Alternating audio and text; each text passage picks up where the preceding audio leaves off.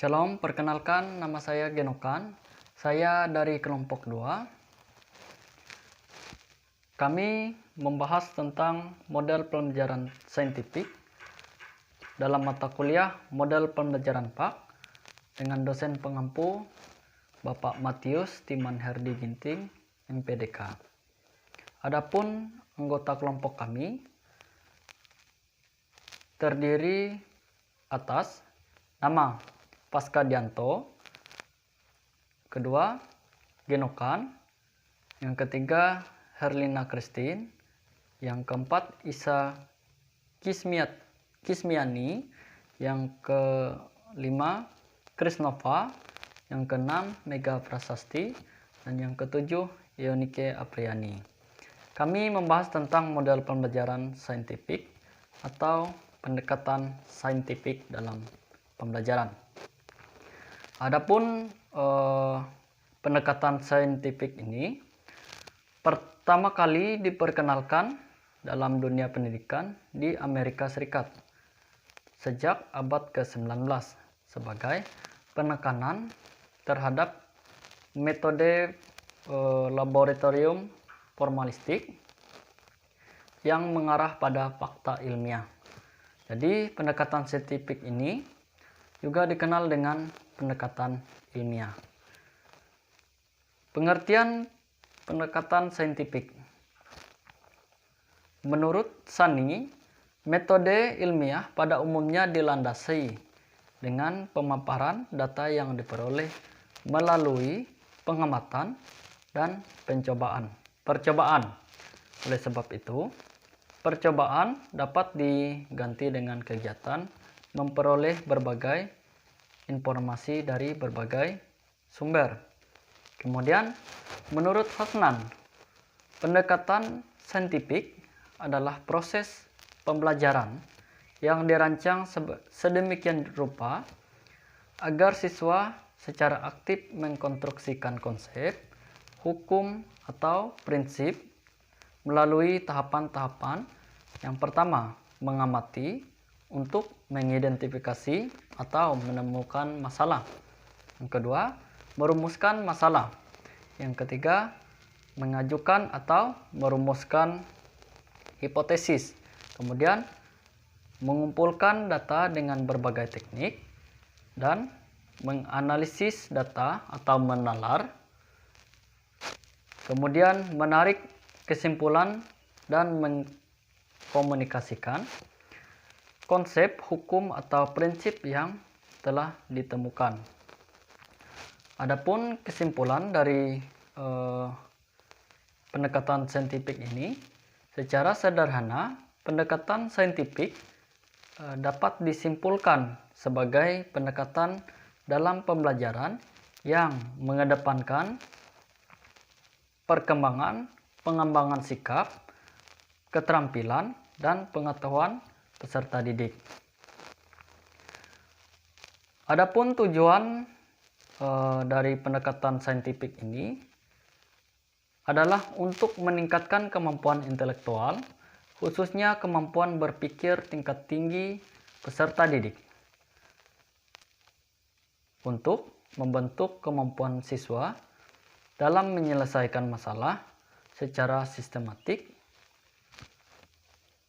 dan terciptanya kondisi pembelajaran di mana siswa merasa belajar itu merupakan kebutuhan. Menurut Hosnan, sebuah pendekatan saintifik ini memiliki karakteristik, yaitu yang pertama, berpusat pada siswa. Jadi pendekatan saintifik ini berpusat pada siswa atau peserta didik. Jadi lebih mengedepankan keaktifan peserta didik dalam mengkonstruksi atau melakukan kegiatan belajar. Kemudian melibatkan keterampilan sebagai proses sains dalam mengonstruksikan konsep, hukum, atau prinsip. Yang ketiga, melibatkan proses kognitif yang potensial yang merangsang perkembangan intelektual, khususnya keterampilan berpikir tingkat tinggi siswa. Yang keempat, dapat mengembangkan karakter siswa. Sedangkan untuk karakteristik dari pendekatan saintifik dalam proses pembelajaran adalah yang pertama, berorientasi pada siswa. Siswa mengenal, mengolah, menerima, mengkomunikasikan informasi belajarnya. Yang kedua, mengembangkan potensi siswa berpikir ilmiah dengan menerapkan kemampuan mengamati,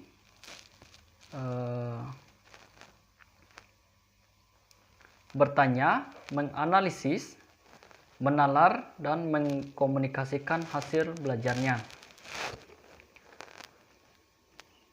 Meningkatkan motivasi siswa dalam termotivasi belajar bila tercipta suasana KBM atau kriteria belajar mengajar yang memberi kesempatan siswa untuk berlaku sebagai saintis muda. Kemudian mengembangkan sikap, kemampuan, dan karakter siswa sebagai sumber dan informasi belajar yang diamati dan dikenal siswa akan mengubah sikap dan karakteristik siswa ke arah yang lebih baik. Yang terakhir, meningkatkan kemampuan mengkomunikasi hasil belajar. Jadi dalam hal ini siswa dituntut untuk dapat mengkomunikasi hasil belajarnya dan hal tersebut dapat dilakukan melalui tahapan latihan-latihan dalam model pembelajaran scientific learning ini. Kemudian masuk dalam langkah-langkah pendekatan model saintifik. Yang pertama, pendekatan model saintifik ini adalah mengamati atau observasi. Peserta didik ini menggunakan panca inderanya untuk mengamati fenomena yang relevan dengan apa yang dipelajarinya. Kemudian menanya atau questioning. Peserta didik merumuskan beberapa pertanyaan atau pertanyaan-pertanyaan tentang informasi yang tidak dipahaminya dalam bentuk pertanyaan faktual, konseptual, maupun prosedural, sampai pada pertanyaan yang bersifat hipotetik. Yang ketiga, mengumpulkan informasi, mencoba atau experimenting. Peserta didik mengumpulkan data melalui berbagai teknik. Misalnya tadi melalui pengamatan atau kegiatan observasi. Kemudian yang keempat, menalar atau mengasosiasi. Peserta didik mengolah informasi yang telah didapatnya atau yang sudah dikumpulkannya. Hasil akhir dari tahap ini adalah simpulan-simpulan yang merupakan jawaban atas pertanyaan yang sudah dirumuskan atau yang telah dirumuskan. Kemudian terakhir, mengkomunikasikan atau communicating. Peserta didik menyampaikan simpulan hasil-hasil analisis secara lisan, tertulis, atau menyampaikan melalui media lain. Model-model pembelajaran dalam penerapan saintifik ini, yang pertama, menyingkap atau discovery inquiry. Metode inquiry adalah suatu tindakan dalam mencari kebenaran dan keterangan atau pengetahuan tentang suatu hal yang mendapatkan informasi atau pemahaman. Yang kedua, menyelesaikan masalah atau problem solving. Penyelesaian masalah adalah cara mengajar yang dilakukan dengan cara melatih para murid menghadapi berbagai masalah untuk dipecahkan sendiri atau secara bersama-sama dalam kelompoknya. Yang ketiga, pembelajaran berbasis masalah atau problem based learning. Sebuah model pembelajaran yang di dalamnya melibatkan siswa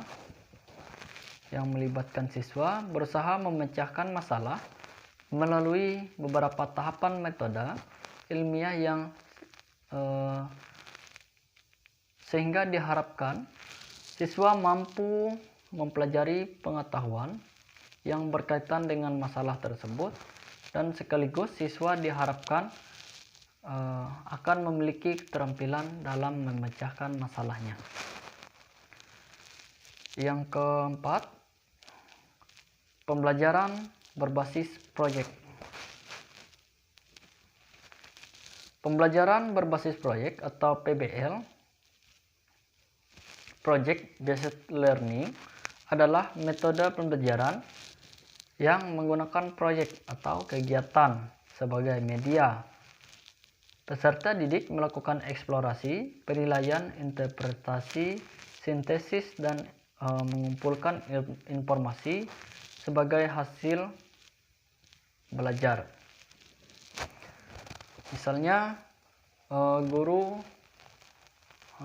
memberikan tugas kepada siswa atau peserta didiknya mengamati pertumbuhan kecambah. Jadi siswa ini akan mengamati pertumbuhan kecambah ini, kemudian melakukan eksplorasi terhadap tugasnya tersebut. Kemudian hasil akhirnya ini akan dinilai oleh gurunya. Demikian yang dapat saya sampaikan dalam kegiatan presentasi ini. Terima kasih.